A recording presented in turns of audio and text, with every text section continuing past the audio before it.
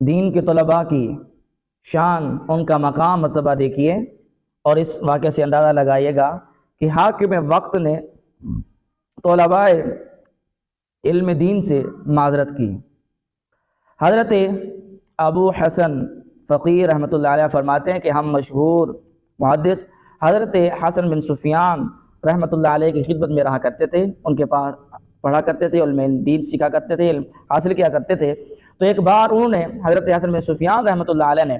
آپ نے جو ہے وہ اپنا طالب علمی کا ایک واقعہ میں سنایا، اور فرماتے ہیں کہ جب ہمیں علم دین حاصل کرنے کا شوق تھا تو اس وقت ہمارے ساتھ کیا ہوا، فرماتے ہیں ہم علم دین سیکھنے کے لیے چند دوست مل کر ایک مقام پر گئے اور ہم تلاش کرنے لگے ایسا استاد، ایسا ماہر جو ہمیں علم دین سکھائے، جس سے علم دین ہم حاصل کر سکیں اور علم دین سیکھ کر دین کی خدمت کر سکیں۔ تو فرماتے ہیں ہم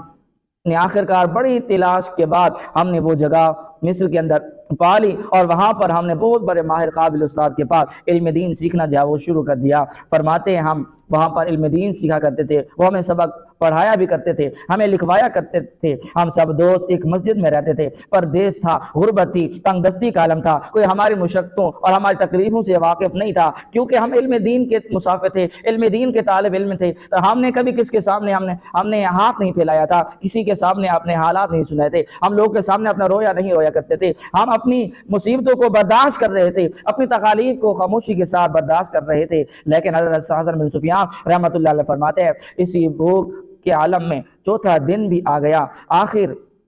اب ہمیں کیا ہوا کہ ہمیں کمزوری ہونا شروع ہو گئی کہ 3 دن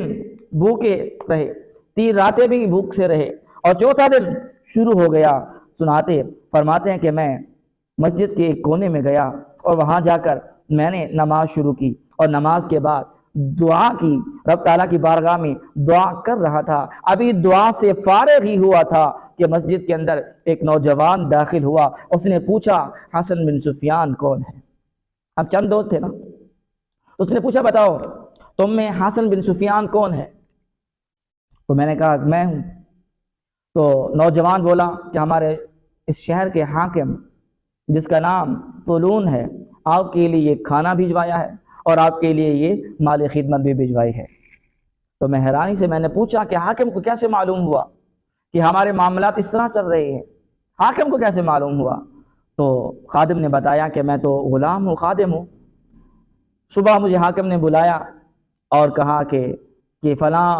علاقے میں فلاں مسجد کے اندر چلے جاؤ، وہاں حسن بن سفیان اور اس کے چند دوست ہیں، وہ علم دین سیکھنے کے لیے آئے ہیں، وہ 3 دن اور 3 راتوں سے بھوکے ہیں،